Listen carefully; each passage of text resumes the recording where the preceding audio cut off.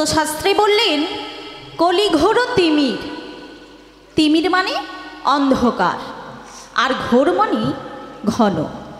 তো এই ঘোর কলিযুগে মায়াবদ্ধ অন্ধকার এই আমাদের এমনভাবে আচ্ছাদন করে আছে যে জীব তার নিজের আসল সত্তা ভুলে গেছে। এই ঘোর কলিযুগে মায়াবদ্ধ যেই আমরা জীব, আমাদের এই ঘোর কলিযুগে এমনভাবে আচ্ছাদন করে আছে আমরা নিজের আসল স্বরূপ সত্তা ভুলে গেছি। আমরা সবাই গৌর চরণের দাস না হয়ে আমরা সবাই মায়ার দাস হয়ে বসে আছি।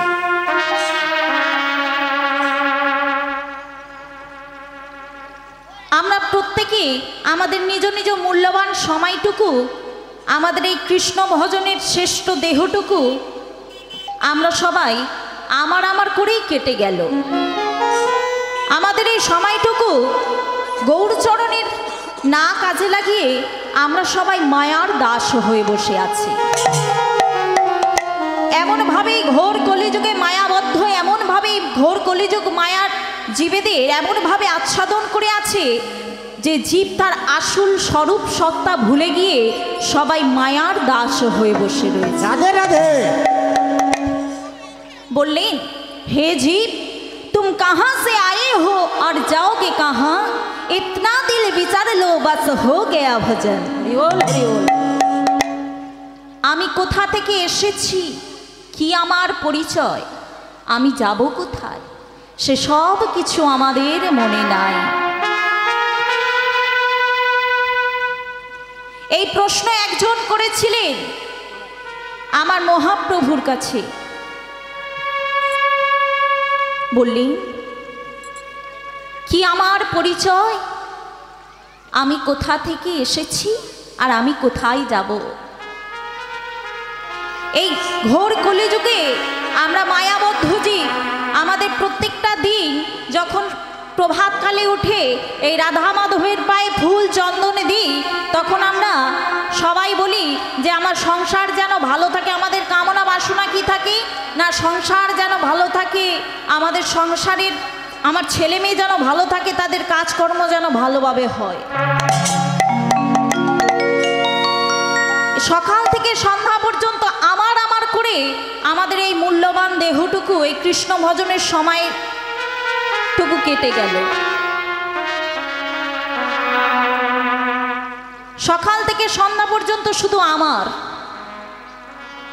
তাই তো কি বলছি, আমার করজারে বুঝিতে না পারো আমাতে কি আছে রতন, কোন শক্তি বলে বেড়াই চলি বলে কিসের অভাবে হয় এ দেহ পতন।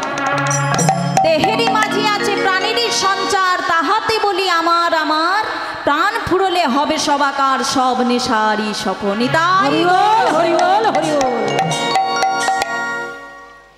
আমরা প্রত্যেকে আমার করছি, কিন্তু কেউ বুঝতে পারছি না যে আমার মধ্যে কি রতন আছে, আমাদের দেহের মধ্যে কি রতন আছে, আমি কোথা থেকে এসেছি, কি আমার পরিচয়, এই ভবের মাঝে আমরা কি করতে এসেছি।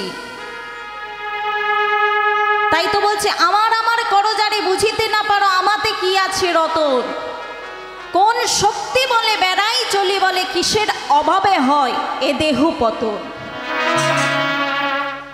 দেহের মাঝে আছে প্রাণেরই সঞ্চার, তাহাতে বলি আমার প্রাণ ফুরলে হবে সবাকার সব নেশারি স্বপন। হরিবল হরিবল।